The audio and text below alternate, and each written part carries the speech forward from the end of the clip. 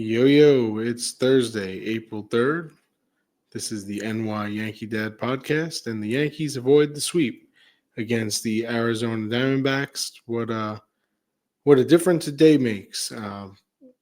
First two games, pretty much Corbin Burns, Zach Gallen. The theme was Diamondbacks dominated. The Yankees struck out 30 times, issued seven walks in both games, but 16 strikeouts last night. 14 game one again, that the game that Corbin Burns started. But Zach Allen, magnificent last night, 13 strikeouts. Um, he had shutout performance, really shut the Yankees down. But couple positives from those first two games. Now, game one, the Yankees lost to the Diamondbacks 7-5. Game two, 4-3, and tonight it was final 9-7. But Anthony Volpe had the home runs in games one and two, so he kept that theme going. And Volpe actually tied with Jazz for second place now with most home runs in the American League. They're led by the captain Aaron Judge, five homers, who's just been on a complete tear. But the Yankees, the power for the Yanks has definitely been there. Definitely been there. And going into tonight, they had 19 home runs going into the game six, which is already an MLB record. They hold the record now for 22 home runs through the first six games of the season. But going into tonight, they had 19. And, tonight, Trent Grisham, Aaron Judge, definitely the two players that stuck out the most on the Yankee side, other than Carlos Carrasco, who had a really nice performance. Kind of carried over from a solid spring training, where spring training doesn't really mean much, but Carlos Carrasco had a real nice start tonight. Five and a third, five hits, three earned runs, two walks, and five Ks. But really getting the job done. Showing that he can still pitch at this level. And Carrasco, Cookie, just plain and simple, got the job done tonight. Trent Grisham and Judge both had homers, uh, both doubles. Judge 4 RBIs, Grisham 3 RBIs, but both had three hits. Judgy 3 for 5 on the night, Grisham 3 for 4, and just a real great night. And Jazz Chisholm homered again after having a game where he struggled. But yesterday, um, yesterday the whole lineup pretty much struggled. Judge broke out tonight in a big way. Grisham, getting the spot start. A little bit of a different look lineup tonight. Ben Rice was leading off. They were running the Goldie at the top lineup for 3 games in a row, and it worked on Sunday against the Brewers, but not not against Corbin Burns or Zach Gallen. I mean, really want to emphasize how great Zach Gallen pitched yesterday. But the Yankees, they really was swinging out of the zone, but the knuckle curve was really going. And Zach Gallen's a top pitcher. We've been talking about him. He even made the list on the around the bases we did last year, where we highlighted players throughout the league. But Zach Gallen is the South Jersey native. Is definitely one of the top flight pitchers in the league, and he showed that and solidified that yesterday. It was 6 2/3, 3 hits, no walks, 13 strikeouts. And I want to emphasize, and we always talk about it. If you see my story when I share during the game, and I always emphasize how walks is something that always comes back and bites you. The Yankees got somewhat rally started. There was walks all throughout the game, where that's where the damage comes from. Now, when you look at the first inning, when you look at the first inning, and this was from yesterday, Ketel Marte walked, Lourdes Gurriel home run. Same thing, similar today, where Cody Bellinger walks after Ben Rice hits the ground rule double. That was over. This was right off the bat in the first inning. Cody Bellinger walks, Aaron Judge homer, boom, 3-0 Yankees after Ben Rice gets the double. So it's just two examples, and goes all throughout the game, where even on the other side, as good as Carlos Carrasco, as good as Carlos pitched, Josh Naylor, he walked in the second, causes, things like this. Guys get on, and I always say, more than four walks is too much, because there's four bases. If you issue guys, if you occupy the bases, it's never a good sign to give a free base. And if at this level, at this stage in the game, and with a good ball club like the Arizona Diamondbacks, in my opinion, one of the top teams in the National League, or definitely up there as one of the better teams in the National League. And they just you can't give any type of, you can't give in, or can't make any mistake against teams like that, because they know how to capitalize it. So top of the second, Josh Naylor walks. Goriel did fly out, but to the shortstop, but Naylor walks, Eugenio double, and then ground outs, and they just generate runs. It's just every time, not every time, most of the time, but when you're playing against good teams, same thing, works for the Yankees. Guys walk, get on, bad things happen. Usually it comes back to bite you. And, this series just showed, and, the Diamondbacks did it. Innings start off at walks, usually makes you pay when you're playing against good ball clubs. And we've seen that. But nice to really see Judgy get hot tonight. Wasn't really, kind of, you thought what was going on here. Yankees setting historic numbers over the weekend, record-setting numbers, 22 runs, 9 home runs. It just unbelievable type of offensive output, and all of a sudden just be shut down from two of the top pitches. But pitching, the Yankee pitching has been, you can kind of say some guys a little up and down. It was nice to see Mark Leiter tonight kind of settle down, come in and settle down after, giving up that grand slam to Eugenio Suarez in the first game.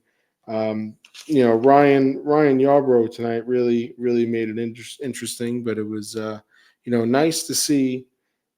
It was nice to see Ottavino come in. Came pitch the first game and tonight. Limited sample size, but for a guy coming off the street like that, pitching pretty good. Putting his slider out, twirling his slider out there, and you see the velocity, not the Adam Ottavino of old, but hey, he was getting the job done. Like we said, nice to see Mark Leiter, come back, redeem himself with the 2 strikeouts tonight. Luke Weaver with the 4-out save. Kind of wondering when Weave was going to come in, because he kind of needed work, and he didn't come in. He didn't come in the day when Light in the first game, when Leiter on Tuesday night, when Eugenio hit the grand slam. He didn't come in because Devin Williams is away on the paternity list. He's supposed to be rejoining the team tomorrow in Pittsburgh, and we will go over the injury report, but we will go over that. But Devin Williams will be returning from the paternity list tomorrow, so it'll be interesting to see who's gonna come off the roster. Could it be Ottavino? Could it be someone else? We'll find out, when we get there tomorrow. But Weaver wasn't able to come in, kind of shuffled up the bullpen a little bit, and could have Weaver came in earlier. Leiter was pitching good up until that point, and Eugenio was just sitting on that off speed and really banged it when he was waiting for it. But nice to see him rebound today. Got out of just showing that the Yankees can get back to relying on Mark Leiter Jr. It was really nice to see J.C. Escara get the start today, and he had his first hit. RBI double. Um, the top of the order, we were talking about the other day how 1 through 6 was really struggling, getting shut down today. A little bit different. Ben Rice really hitting the ball hard. Judgy and Jazz, really, really showing out tonight. And Goldschmidt's starting to cool off a little bit. Here and there. He is starting to, kind of. It's starting to be evident. He wasn't in the lineup tonight. We saw him come in. He worked a walk, but how much longer are we going to see Goldie in that leadoff spot? Ben Rice did a nice job with it tonight, but we'll see what Booney puts out against the Pittsburgh Pirates tomorrow, and it is a 4 o'clock game to start for tomorrow, and it is Pittsburgh's opening day, so that's just something to note down there. And somehow the Yankees get away with not facing Paul Skeens. Pirates are 2-5 on the season. The Yankees going into it 4-2, but 2-5. They lost the series, their first series against the Marlins, and then it was 4-game set. They lost 3 out of 4 against Tampa Bay, but Pirates are one of those teams. A lot of youngsters on the team. Obviously, we know it's Paul Skeens. They just sent down former All-Star David Bednar. Andrew McCutchen is the veteran. He's still there, and kind of a not much in. I mean, I guess you can say they're in that long rebuilding phase, but with a talent like Paul Skeens now, you think that they'd want to kind of build around, but they got a lot of young talent. Charlie Hayes' son, Brian Hayes, is on that team, but a team sort of almost on the come up, if you want to say. But the talent of Paul Skeens could go the Rookie of the Year last year in the National League. Could he be, most likely be up for the Cy Young this year? But we'll see. Luckily, we don't have to face him this weekend. The weather in Pittsburgh is going to be interesting, but luckily we don't have to face Paul Skeens. So it'll be Max Fried versus Mitch Keller tomorrow. On Saturday, Marcus Stroman versus lefty Bailey Falter. And then Will Warren will get another start, going for the second go round after a pretty good one yesterday, the other day. And old friend lefty Andrew Heaney is who will be going up against. So should be interesting. Should be real interesting to see, with the weather in Pittsburgh. The whole Northeast is pretty much, supposed to get slammed with rain this weekend. So we'll find out. Hopefully, knock on wood. But it'd be nice, nice to see the Yankees sort of stay hot. I mean, with the power output that's been out there, and it's obviously historic MLB record setting. 22 home runs. So want to keep them, see them keep going. Usually those rain delays, don't want to kind of cool the bats off a little bit, but they've been up and down enough on their own. But just kind of speculating here with the weather and such. But let's get into the injury news and notes. So everyone's been asking for, or the elephant in the room with the Yankees is the platoon situation at third base. Who's the right-handed bat? We saw Pablo Reyes, Oswaldo a little bit also as well, coming in for defensive purposes, but looking for that guy with the right-handed pop. So kind of still waiting for that. So could that be DJ LeMahieu when he gets back? Maybe. If and when, he is due to get back. But we did find out today that he's 1 week away from taking live at-bats. Clark Schmidt will get a rehab start for the Somerset Patriots in Hartford on Saturday. He's set to join the team around April, or be back with the team around April 15th or 16th against the Royals, and Ian Hamilton is expected to be back with the team in Detroit on Monday.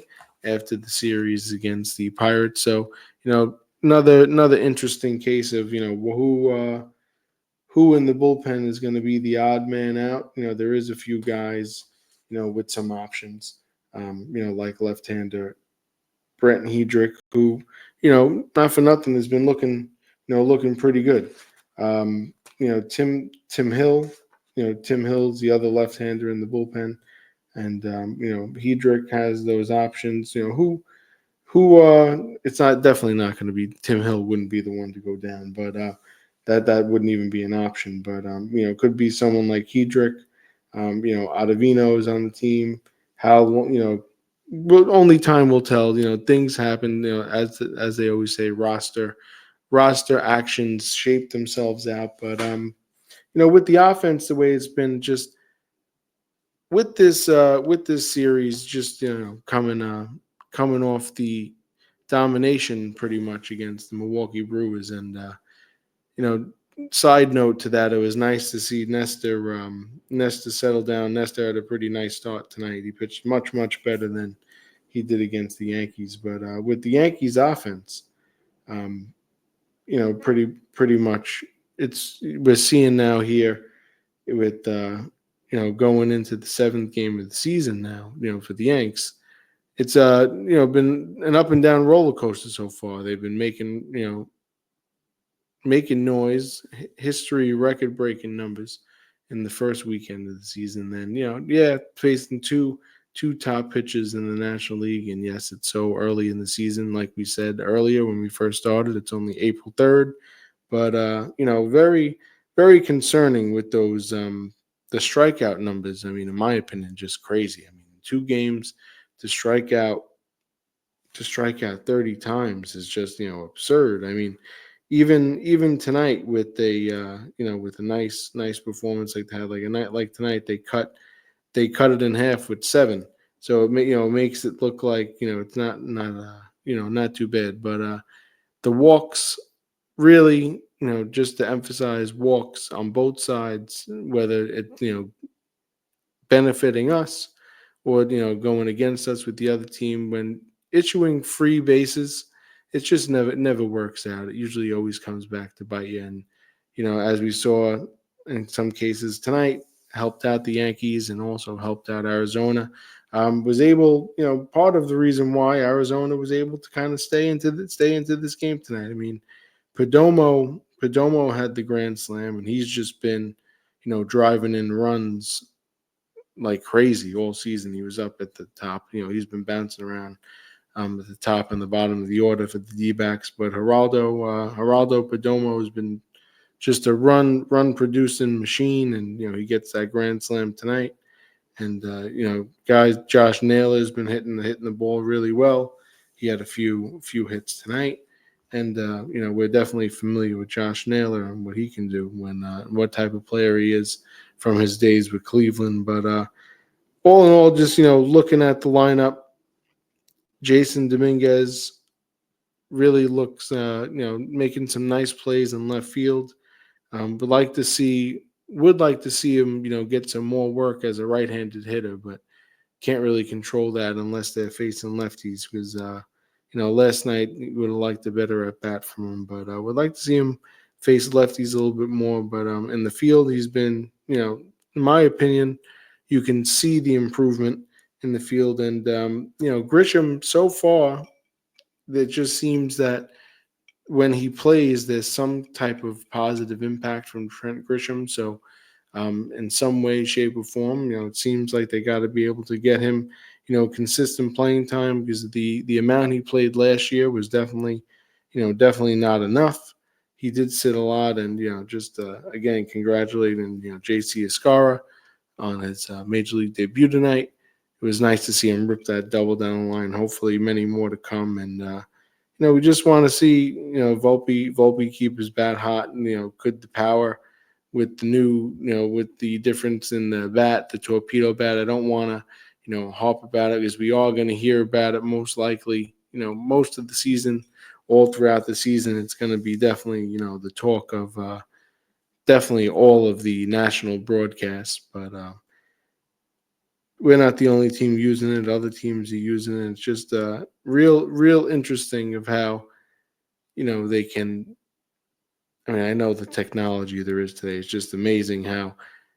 I mean, I know. I guess you can do it when you get golf clubs fitted, but it's getting the bat fitted for the way that you hit. And some older professional baseball players are saying, yeah, it's helping reward guys who don't know how to hit. But I think just it's amazing of how you could get this type of data and knowledge of, and how you can see like a player like Volpe. Could it really be the bat making that much of a difference for the power? Maybe, but how much longer could he sustain this power? Being one of the top guys, on the top of the leaderboards right now. But that batting average, 208 batting average, a little bit concerning. So we'd like to see him hit a little more for average.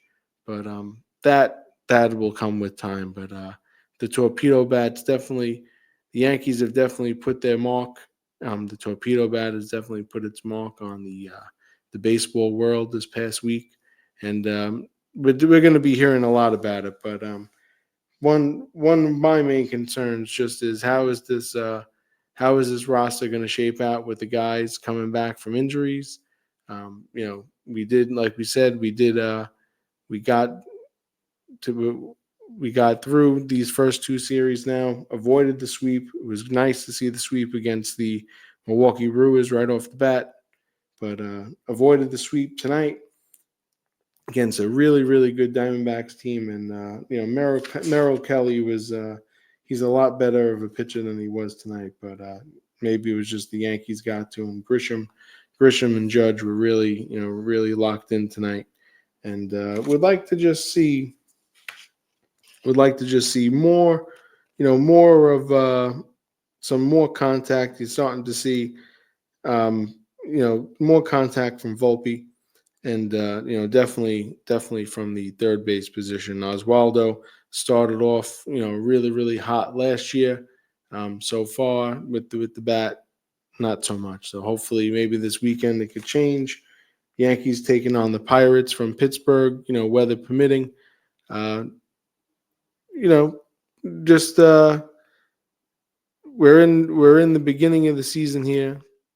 April showers bring May flowers, so hopefully they'll be able to get the games in. Um, Yankees Yankees beat the Diamondbacks tonight, 9-7, avoided the sweep. Will be interesting to see the lineup. What the lineup's going to be tomorrow. Max Fried getting his second go around could be in line for a little bit of a better start than it was in his home debut. And if you guys, do remember during spring training, and we'll leave it at this. Then we'll get out of here. It's been a long day, and keep the episode a little bit shorter this week, and we'll have more to talk about throughout the weekend, hopefully. But they were talking about Max Fried, of how he was, talking about he was getting used to and getting settled in with his new club. So, guys who've been with their previous clubs, coming up with them for a while, it's a little bit different when joining a new club. For perfect example, look at Carlos Rodon. The first year when Los came, you could see he struggled mightily. Now we don't Max Free. We don't want that on him for his first season, but it just takes time for guys to settle in and get used to the new atmosphere. New team, new clubhouse, new surroundings, new city, and even I say it's always a big difference going from the National League to American League to National League. Always a big difference. Getting used to getting used to the new digs. But Max Fried, I really don't think we're gonna have to worry about him. Hopefully, he comes out tomorrow and shoves and does his thing and pitches like the top paid left-handed pitcher is supposed to. And it was nice to really see Rodon settle down after that. After that first inning, just the early home runs. Just don't want to see that continued, bugaboo that he had last year was the home run ball. First two starts, two early home runs, but he really settled down after that, and retiring the 10 batters he faced. And we need guys like Freed and Rodon to really, really do their thing. Be interested to see how Clark's rehab goes. He's another arm that we know we're gonna have to rely on, going throughout the season, and just as many we had so many injuries throughout the spring. Just it's nice to start talking about certain guys, the guys coming back, getting healthy, and we're almost getting ready back into game form. So I'll talk to you guys. Have a good night. God bless, and as always, go Yankees.